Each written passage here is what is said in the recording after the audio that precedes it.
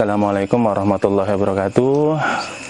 Selamat jumpa lagi pemirsa di channel WA Studio. Alhamdulillahirrahmanirrahim. Wa bihi nasta'in wa ala umuri dunya waddin. Wassalatu wassalamu ala asrofil anbiya'i mursalin Sayyidina wa maulana Muhammad sallallahu alaihi wasallam bi barakati wal karamati sultanul auliya Sayyidina Syekh Abdul Qadir Jailani wa bi syafaati nabiyina wa maulana Muhammad sallallahu alaihi wasallam bi nillah wa ridallah ya Allah innaka ala kulli syai'in qadir. Baik pemirsa, untuk malam ini masih tetap nggak bolang, kita ada kajian ya. Itu sudah hari keberapa sih? 23 ya Ramadan ya, 23 Ramadan. Alhamdulillah sudah 23 Ramadan, masih diberi kesehatan, dikuatkan iman Islam, masih kuat semuanya jiwa raga kita untuk melaksanakan rukun Islam, yaitu puasa Ramadan. Semoga Anda juga sama. Jadi di Ramadan ini tetap masih di kajian-kajian. Untuk kali ini saya pernah janji dulu mau bahas masalah puasa. Puasa di sini bukan puasa Ramadan maksudnya. Ini berbagi pengetahuan masalah puasa. Mungkin nanti apa yang saya sampaikan ini mungkin ada sedikit berbeda dengan pemahaman orang lain. Saya kira inilah sebuah hasanah pengetahuan, hasanah keilmuan dalam spiritual. Kita sedikit mengulas ya masalah puasa. Puasa apa yang saya bahas di sini? Nah, banyak yang nanya sebenarnya melakukan puasa itu untuk memperkuat kebatinan, memperkuat ilmu spiritual kita, itu apa sih hukumnya gitu kan. Kita bahas dulu hukumnya, karena ketika kita bahas spiritual kayak sampean puasa, mau puasa motif, puasa apa, sampai ditanya agamanya apa, agama Islam, emang ada di agama Islam kan gitu. Nanti kita kalau benturan ya, masalah ini berbenturan dengan agama Islam, pasti akan banyak pertanyaan. Puasa yang saya maksud di sini adalah puasa yang paling umum, puasa-puasa keramat yang dipahami oleh para spiritualis, terutama adalah spiritualis yang murni menggunakan ilmu-ilmu masih kental dengan budaya seperti kejawen dan sebagainya. Nah, sebenarnya makna puasa itu apa sih? Nah, jadi puasa dalam keilmuan seperti yang kita pahami ini, ada puasa mutih, ada ngerowot, ada neptu, ada puasa ngalong. Pokoknya puasa itu banyak banget sih yang dalam Senin Kemis, terus ada puasa pertengahan bulan, ada puasa weton, itu banyak banget yang dipahami dalam masalah ilmu supranatural. Saya hanya akan membahas tentang puasa-puasa yang paling banyak dipakai. Sebenarnya puasa itu apa sih? Nah, puasa itu asal kata dari upawasa. Sebenarnya puasa itu bukan dari bahasa Indonesia loh. Puasa itu dari upawasa, dari agama Hindu, artinya adalah menahan. Upawasa. Silakan dicari literasi atau literaturnya, bahwanya puasa Jawa ini disadur dari istilah upawasa. Dalam agama Hindu, upawasa itu sudah dari zaman dulu, gitu. Zaman dulu itu udah biasa melakukan namanya puasa, itu udah biasa gitu ya. Apalagi terkenal namanya puasa Patigeni, itu terkenal kan? Patigeni itu terkenal, apalagi di pas hari raya Nyepi gitu kan, terjadi Patigeni. Jadi upawasa itu sebuah saduran. Tapi dalam kita agama Islam, puasa juga diajarkan. Nah, tapi konteks dasarnya, kalau ditanya apa sih hukum dasarnya puasa, kita berbicara agama dulu. Puasa itu hukum dasarnya mutlak. Mutlak itu apa? Ya mutlak itu ya hukumnya itu masih bebas gitu loh. Mubah bahasanya itu, dikerjain boleh, nggak dikerjain boleh. Sama dengan kita makan. Makan itu mutlak hukumnya. Sunnah. Tapi makan bisa wajib, bisa sunnah, bisa haram. Gitu loh. Kita minum itu ya mutlak. Tapi bisa haram, bisa halal, bisa juga wajib. Nah, begitu juga puasa. Hakikat puasa adalah mutlak. Ketika kemutlakan ini ada hukum dasarnya, maksudnya ada hukum yang lain, bukan hukum dasar, maka puasa menjadi rubah hukumnya. Contoh, puasa Ramadan itu ada perintahnya, ya ayyuhalladzina amanu kutiba alaikumusyaum kama kutiba, dan seterusnya di Al-Baqarah. Maka puasa menjadi wajib. Terus kemudian Rasulullah memberikan contoh tentang puasa Senin Kemis, akhirnya jadi sunnah. Ada puasa Nabi Daud, sehari puasa sehari enggak, jadinya sunnah karena ada contohnya. Puasa pertengahan bulan 3 hari karena ada tuntunannya, jadinya sunnah gitu loh. Nah, ini puasa mutlak bisa menjadi ada hukumnya kalau memang ada perintahnya. Nah, terus apa hukumnya masalah puasa-puasa yang akan digunakan nanti untuk kebatinan? Contohnya seperti puasa mute, ngerowot, ngebleng, Patigeni, apa hukumnya? Kalau orang yang tidak paham tentang ilmu spiritual, maksudnya spiritual yang dasarnya adalah ke arah supranatural, pasti ngomong, wah itu wong sirik ini. Wong sirik, sampai itu Islam nggak mengajarkan kayak gitu, itu dosa, haram hukumnya melakukan puasa seperti itu. Islam nggak ada, Nabi nggak pernah mencontohkan. Ya memang benar, hukum itu jangan begini loh, hukum itu zaman Nabi nggak ada, Nabi nggak pernah mencontohkan. Ini kalau hukumnya kayak gini, alangkah banyak zaman sekarang ini yang nggak dicontohkan Nabi kita perbuat gitu loh. Yang jadi patokan adalah yang dicontohkan Nabi itu masalah ibadah. Kalau ibadah nggak ada tuntunannya, ini ya nggak boleh. Tapi kalau selain ibadah, urusan selain ibadah, urusan duniawi, nggak dicontohkan Nabi, ya dilakuin boleh selama itu tidak melanggar aturan. Contohnya, kita sholat lo cuma pakai sarung kayak gini kan, pakai kaos, nggak pakai peci, emang nggak boleh? Rasul lo nggak pernah mencontohkan. Ini urusan yang penting suci. Sampai naik motor pergi ke masjid, zaman Rasul naiknya onta. Apa karena zaman Rasul nggak ada motor terus kotor dari haram? Enggak, ini urusan duniawi, nggak ada urusannya ibadah gitu loh. Jadi sesuatu yang dicontohkan Nabi itu adalah berkaitan dengan ibadah. Itu harus ada tuntunannya. Nah, kembali ke puasa. Puasa mutlak ini memang tidak pernah dicontohkan oleh Rasulullah. Tapi hakikat dasar puasa adalah mutlak itu tadi boleh. Nah, puasa mutih, puasa ngerowot, puasa pati geni, puasa ngeblong, puasa neptu, itu semua adalah puasa yang digunakan untuk urusan duniawi, bukan untuk mencari pahala. Lalu apa hukumnya? Ya mutlak itu tadi. Jadi nggak ada hukumnya. Jadi sampai puasa mutih itu nggak dapat pahala. Bukan tujuannya bukan untuk ibadah, bukan karena perintah gitu loh. Karena ada tujuan tertentu. Jadi kalau ditanya masalah apa sih hukumnya puasa mutih gitu, ya memang nggak ada hukumnya dalam Islam. Ini urusan duniawi gitu loh, bukan urusan ibadah. Sama seperti makan, minum. Ada lagi contoh orang mau operasi suruh puasa nih sehari semalam. Nggak dicontohin loh, zaman Nabi nggak ada orang mau operasi gitu, zaman dulu belum ada operasi, nggak dicontohin Nabi bukan berarti nggak boleh, ada utur syar'inya. Jadi kembali ya terserah Anda maksudnya meyakini bahwa ini nggak dicontohkan Nabi, nggak dilakukan, ya monggo. Tapi bagi saya selama ini dalam memahami, ya mempraktekkan spiritual, memahami dalam secara agamanya seperti apa, usul fikihnya seperti apa, dalam fikihnya seperti apa, bahwa puasa yang akan saya bahas ini adalah tidak ada contohnya memang dari Nabi karena memang bukan hal ibadah. Nah, jadi nggak ada unsur ibadah. Jadi mutih untuk ibadah nyari pahala ridho Allah enggak. Terus untuk apa sih puasa gitu kan? Untuk apa sih puasa? Dalam ilmu kejawen kita terus terang bahwanya masalah puasa ini pasti erat dengan ilmu kejawen. Apa sih ilmu kejawen? Ilmunya orang Jawa. Ilmunya orang Jawa itu kan kejawen bahasanya gitu. Dalam kejawen itu untuk menjadi orang sekti. Iku enek peribahasa begini. Mandeng pucuking grana ya, mekek babakan hawa sanga.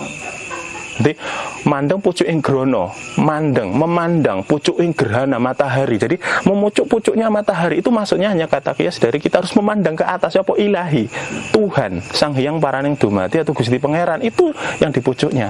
Bagaimana agar bisa memandang ke situ semua? Mekek babakan hawa sanga. Apa ku mekek itu nahan. Orang nekek kan ditekak ngono. Mekak babaan hawa, babaan itu bab hawa songo 9. Berarti harus menahan bab hawa 9. Agar kita menjadi sakti harus mandeng pucuking grana, berarti kembali ke Tuhan yang menciptakan kita. Caranya gimana? Mekek babakan hawa songo, mencegah 9 hawa. Apa 9 hawa itu? Mata itu 2. Mata 2 kan kanan kiri. Hidung itu ada 2 lubang, berarti 4. Mulut 1, telinga 2, 7. Yang 2 di mana? Ya di bawah. Yang ditutupin. Di dalam sarung saya nggak mungkin saya kasih tahu kan di dalam sarung. Jadi ada 9 babakan hawa songo ini. Kita lihat. Memang benar, hawa itu muncul. Hawa itu apa? Ego, amarah, nafsu, itu muncul dari 9 unsur ini. Mata, melihat sesuatu baik itu yang haram, yang halal, ada di mata. Telinga untuk mendengar apa, hidung mencium apa, dari lisan kita seperti apa, dari farji kita, dari dubur kita itu bagaimana. Orang Jawa itu suruh mekek 9 ini gitu loh. Suruh nahan. yang masuk ke dalam mata kita harus ditahan. Apa? Harus yang baik. Yang masuk ke telinga kita, yang didengar harus yang baik. Yang keluar dari mulut kita harus yang baik. Yang masuk juga harus yang baik. Yang kotor semua dikeluarkan ke jalan bawah. Kita menampung segala sesuatu itu dari jalan atas dibuang lewat jalan bawah. Nah, dan yang keluar dari 9 hawa ini nggak ada yang enak loh. Saya nggak. Penyakit semua. Iya.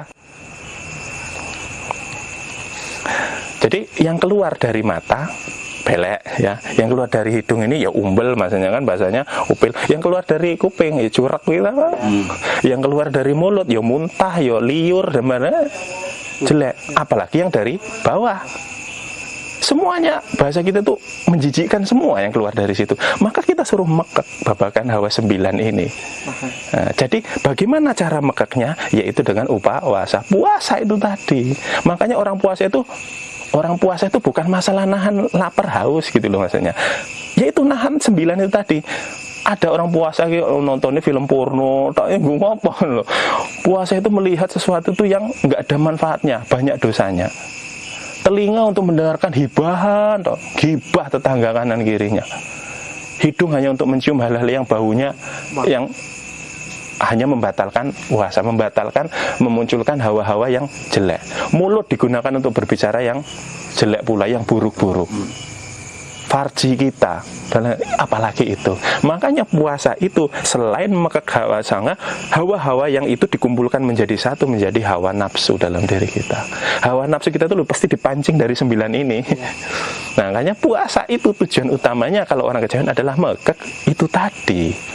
Sehingga dalam keilmuan, agar kita ini adalah jadi orang yang peka terhadap batin, batinnya jadi peka, kulit kita jadi peka, mata peka, telinga peka, semuanya peka terhadap alam semesta, maka harus itu tadi, dipuasakan, dibersihkan dulu. Mata harus bersih, telinga harus bersih, mulut bersih, semua harus dibersihkan. Agar apa? Agar bisa menangkap getaran-getaran sinyal-sinyal yang kita sebut peka itu tadi. Sampai belajar ilmu supranatural kok nggak peka itu apa? Coba baca diri sendiri, di mana sih kelemahannya gitu kan? Mata itu kok sulit, batin itu sulit sekali untuk melihat hal-hal yang sifatnya kegoibian. Coba pahami dulu sendiri. Hawa 9 itu di mana kelemahan kita? Nah, jadi tujuan puasa itu tadi. Kalau sudah bisa mekek semua, maka hawa nafsu bisa dipegang. Nah, hawa nafsu yang bisa dipegang, yang bisa dikontrol, bisa dikendalikan, itulah nanti kita bisa menuju ke arah jenjang kebatinan berikutnya. Terus puasa apa saja? Jadi ini tanya tadi tujuannya ya. Tadi tujuan dari puasa adalah untuk kunci dari menahan hawa nafsu melalui jenjang-jenjang hawa 9 ini tadi. 9 lubang. Ya, 9 lubang, 9 tempat, 9 asal muasal. Terus puasa apa yang paling umum dilakukan agar orang itu bisa mendapatkan kesaktian bahasanya. Kita bahas yang ekstrim dulu, kesaktian. Nah, nanti masalah ilmu hakikatnya nanti. Satu, puasa mutih ini paling umum, puasa mutih. Apa sih puasa mutih? Kalau orang kejawen pasti nggak aneh namanya puasa mutih gitu ya.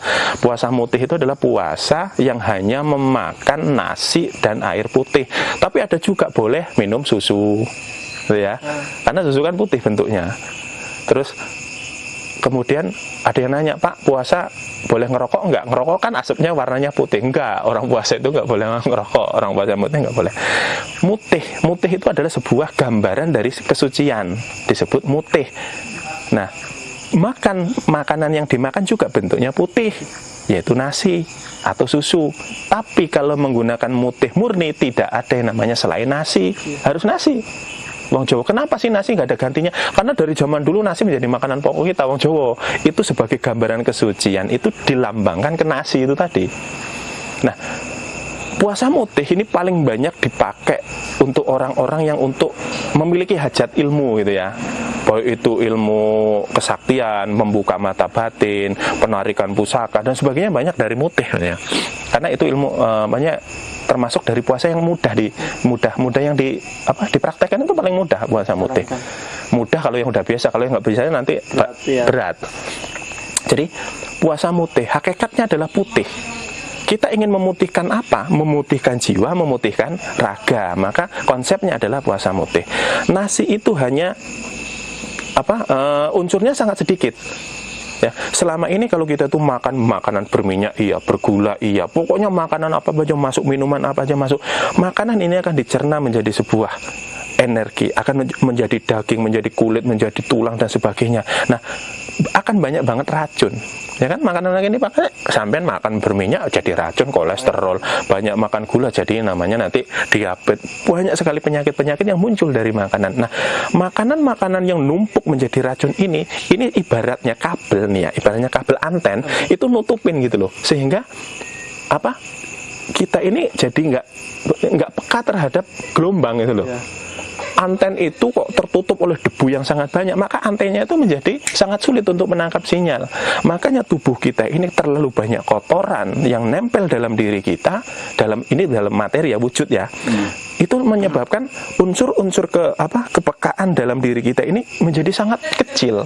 Karena terhalang oleh. Ya, terhalang itu tadi sampah-sampah makanan itu, sehingga puasa mutih yang hanya minum air putih, hanya makan nasi putih yang sedikit sekali unsur-unsur racunnya, makanya itu akan dicerna oleh tubuh kita, disalurkan kepada seluruh anggota tubuh kita. Karena unsur makanannya sedikit, maka energinya juga tidak gede, sehingga bersih gitu loh. Nah, karena kebersihan ini, maka saraf kita, kulit kita, pori-pori kita, rambut kita menjadi peka. Debu yang nempel-nempel kotorannya berkurang gitu loh. Ini konsep puasa mutih gitu loh. Untuk apa hakikat puasa mutih? Ya itu tadi. Jadi makanya orang kalau puasa pengen membuka kepekaan, ya harus hati-hati dengan racun-racun makanan itu yang nempel di badan kita gitu. Nah, jadi itu tadi puasa mutih. Mutih juga dibagi-bagi sih.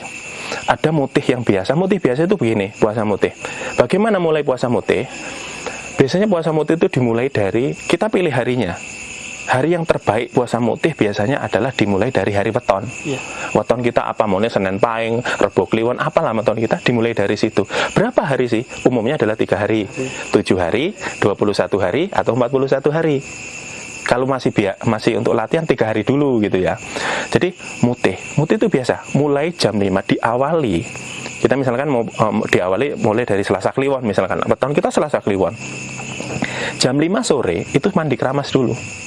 Membersihkan jasad, mandi besar. Nah, ini kalau ilmu kejawen ada mantranya. Kalau mau mandi itu ada mantranya mandi. Ya, ada mantranya mandi. Saya itu nggak hafal sih, udah lama. Mantranya itu banyak, bisa dipilih. Tapi kalau kita nggak paham itu, makanya perlu guru, perlu pembimbing.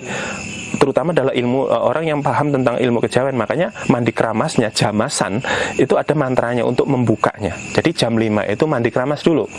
Nah, malamnya sudah dimulai.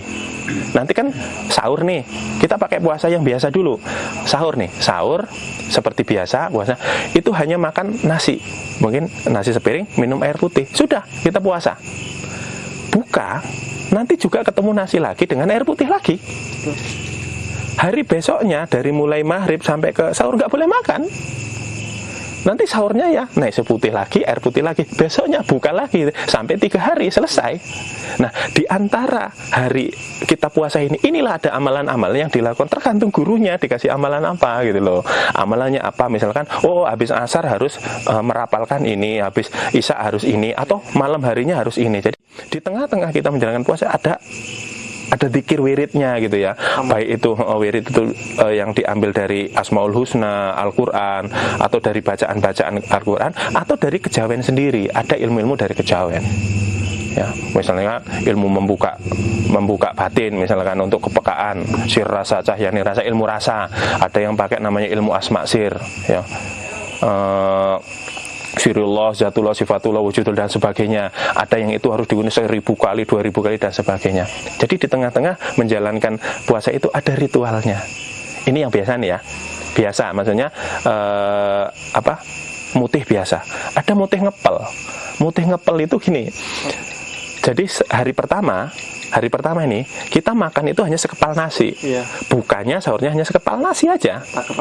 Takarannya. Nanti hari kedua baru 2 kepal. Hari ketiga 3 kepal. Kalau mau sampai 7 ya 7 kepal. Lah susah kalau 21 hari, 21 kepal sewajan kok. Enggak kayak gitu. Intinya adalah sebetulnya kalau yang puasa ngepel itu maksimal biasanya 3 hari. Karena ngepel itu biasanya sangat berat nanti. Itu ngepal itu. Terus lagi ada puasa full. mutih full. Itu hanya ketemunya sekali. Ini yang full yang sesat.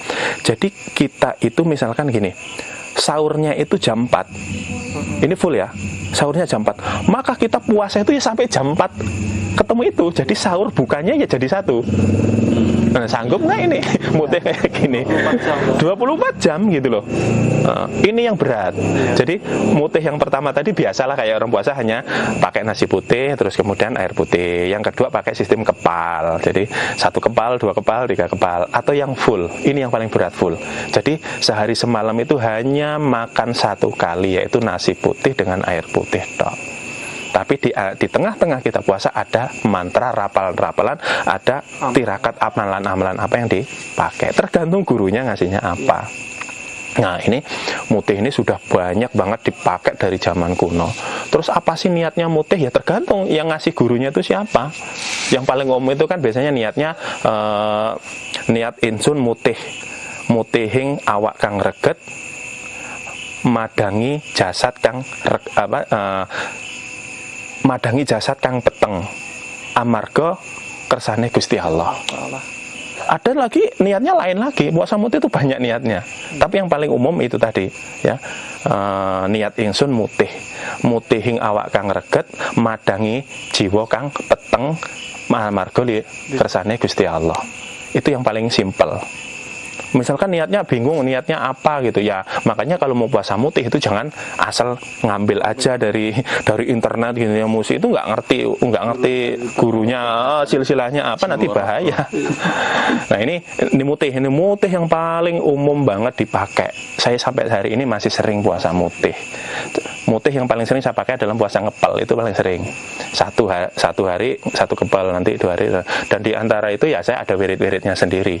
Nah, dan itu saya bukan mencari pahala loh ya. Ini karena untuk tadi kebersihan jiwa dan raga. Terus yang kedua ada yang terkenal lagi, ngerawat. Puasa ngerawat. Apa sih puasa ngerawat? Puasa yang tidak makan makanan selain makanan buah-buahan atau bolo pendem. Jadi puasa ngerawat itu gini, sama dimulai dari hari apa? Yang paling umum adalah dari hari kelahiran ya, weton kelahiran. Buka dan sahurnya itu hanya pakai buah, minumnya air putih. Misalkan pisang ya pisang aja, terus bukanya iya, nanti sahurnya iya. Kalau misalkan pakai bolo pendem itu yang ditanam seperti singkong, terus ubi ya, ubi jalar, terus kemudian kentang gitu. Jadi bolo pendem itu aja ngerawat. Nah, puasa ngerawat itu sama, puasa ngerawat dengan tujuannya juga ya beda-beda. Tujuannya tergantung gurunya, ini ngasih ngerawat itu untuk apa gitu loh maksudnya. Ini paling umum. Terus yang ketiga ada puasa namanya puasa ngebleng. Puasa ngebleng itu apa? Ini yang paling berat. Puasa ngebleng itu puasa yang 24 jam itu tidak makan, tidak minum, tidak tidur. Ini ngebleng namanya. Ada lagi mirip seperti ngebleng namanya pati geni. Cuman pati geni lebih susah ketimbang ngebleng. Kalau ngebleng itu gini, kita nggak boleh makan nih, nggak boleh makan, nggak boleh minum, nggak boleh tidur. Tapi kita masih bisa jalan-jalan, maksudnya itu masih kerja, maksudnya di rumah berjalan, oke. Tapi kalau pati geni itu di kamar nggak boleh keluar sehari semalam, nggak boleh minum, nggak boleh kena cahaya lampu, nggak boleh kena, poinnya nggak kena cahaya. Ya pati geni, mematikan rasa dan semuanya. Dan di kamar ngapain? Topo broto. Makanya biasanya puasa ngebleng, puasa pati geni itu jarang di rumah. Mana di hutan, di gua-gua. Karena apa? Dia harus dalam kondisi benar-benar sunyi. Ini adalah puasa ngebleng pati geni adalah salah satu puasa yang paling cepat digunakan untuk apa? Membangkitkan kepekaan batiniah. Dalam ilmu supernatural itu cepat. Tapi berat, namanya berat pasti resikonya kan tinggi. Resikonya tinggi. Jadi tadi ngerawat ada puasa ngebleng ya, ngebleng atau pati geni. Nah ini puasa ngebleng pati geni ini, nah ini yang bahayanya kenapa? Kalau puasa ini bisa jadi haram loh, ngebleng nih nanti. Ngebleng pati geni bisa jadi haram bagi Anda muslim. Kenapa saya bilang haram? Ketika kita melakukan pati geni, kita nggak bisa melaksanakan ibadah, sholat, nggak boleh dan sebagainya. Ini jadi haram hukumnya ngikutin ini. Ngebleng karena nggak makan minum 24 jam, badan kita lemes, akhirnya kita nggak bisa melakukan ibadah. Ini jadi haram hukumnya. Walaupun hukum dasarnya mutlak loh ya, tapi karena kemutlakan ini mempengaruhi ibadah kita, jadilah haram. Jadi jangan pati geni, jangan ngebleng kalau itu mempengaruhi ibadah kita. Kalau ngerowot sama mutih pasti masih bisa, kalau masih makan gitu kan. Dulu masih bisa boleh tidur, ngerowot mutih masih boleh tidur. Lah ngebleng loh nggak tidur, nggak ini pati geni apalagi gitu kan. Pati geni itu suruh tapa nggak boleh bergerak 24 jam. Siapa yang kuat? Kita itu kadang 10 menit suruh sila aja kakinya sing selonjor, sendeku sing kram sembarang. Makanya berat banget. Makanya ada orang itu pengen belajar ilmu gaib kok ambisius, suruh puasa kayak gitu dulu, alas nggak sanggup. Ngeblak dulu ya, percaya. Makanya puasanya itu harus dari hal yang puasa mutih dulu, nanti bermeningkat. Mutih dulu, mutih yang biasa, baru mutih ngepel, baru nanti mutih full, nanti naik lagi tingkatnya kayak gitu. Nggak boleh langsung puasa ngeblum, itu nggak ketemu.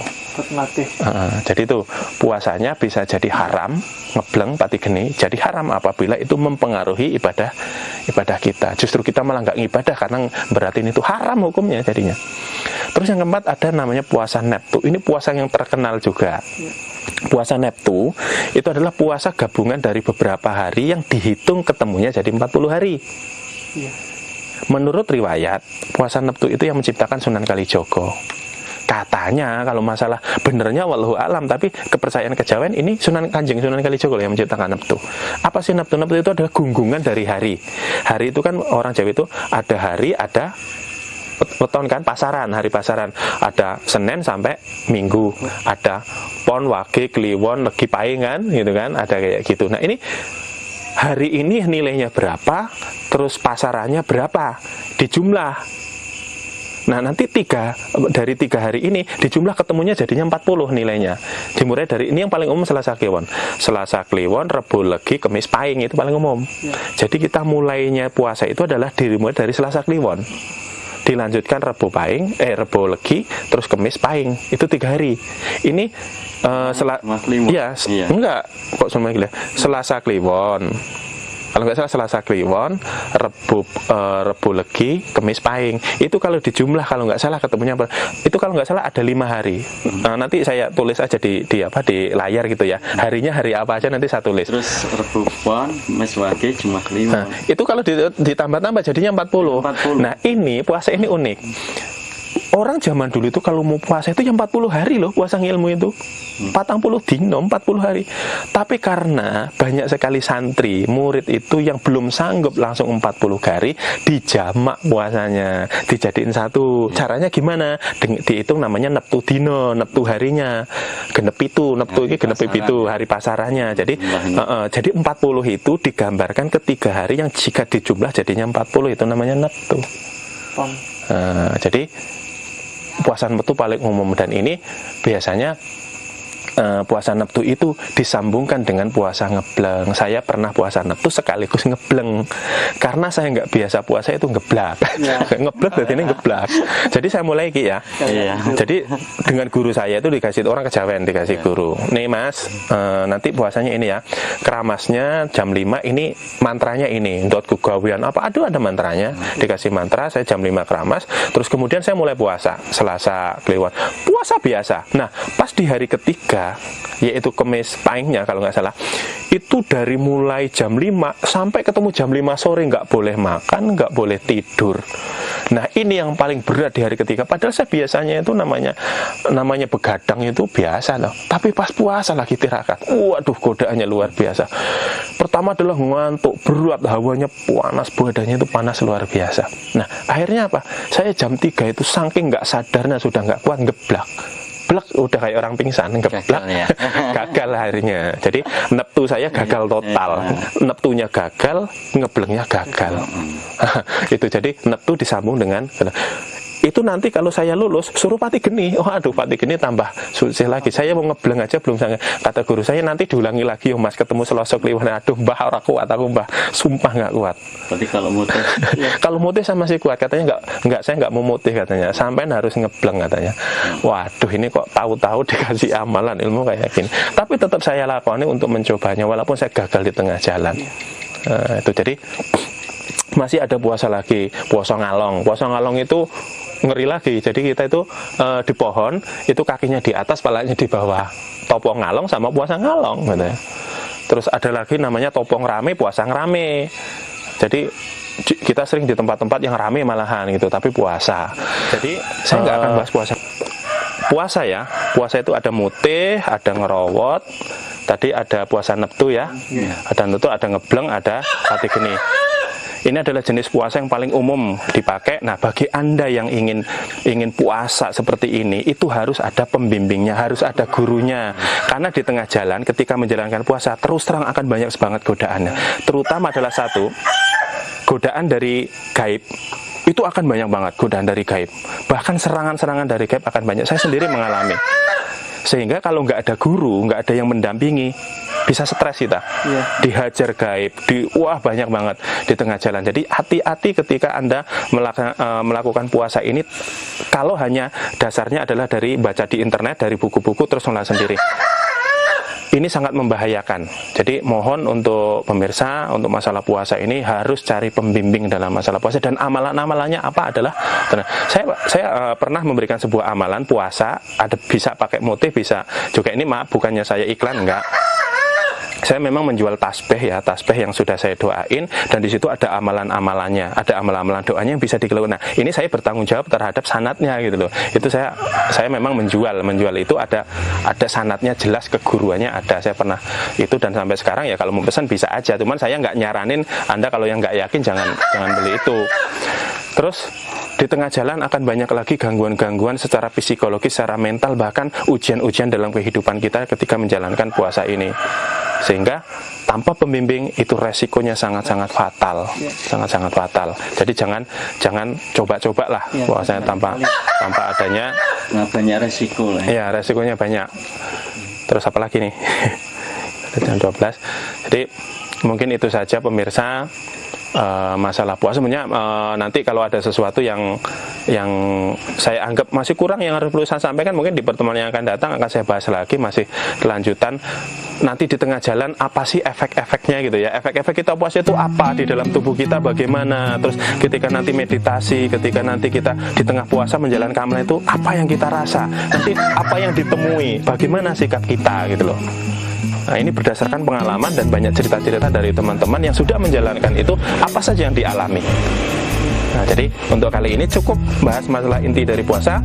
Kesimpulannya bahwasanya inti dari puasa itu adalah untuk pembersihan diri. Pembersihan diri secara batin, secara lahir. Dan hukumnya apa? Hukum dari puasa dalam spiritual ini adalah mutlak, bukan untuk mencari amal ya, untuk masalah duniawi. Dan yang ketiga adalah puasa ini harus ada pembimbingnya. Nah, apalagi tujuannya untuk kesaktian, untuk ilmu yang untuk kesaktian lah, entah ilmu kebal, ilmu apa aja itu harus ada pembimbingnya. Banyak orang yang stres, banyak yang gila, banyak yang ujung-ujungnya adalah dia diserang karena itu tadi, ngawur dalam menjalankan sebuah keilmuan. Mungkin itu saja yang dapat saya sampaikan, kurang lebihnya saya mohon maaf. Kita sambung di pertemuan yang akan datang. Saya akhiri, wabillahi taufiq. Assalamualaikum warahmatullahi wabarakatuh. Waalaikumsalam warahmatullahi wabarakatuh. Kurang tak cas memang tadi tanggung.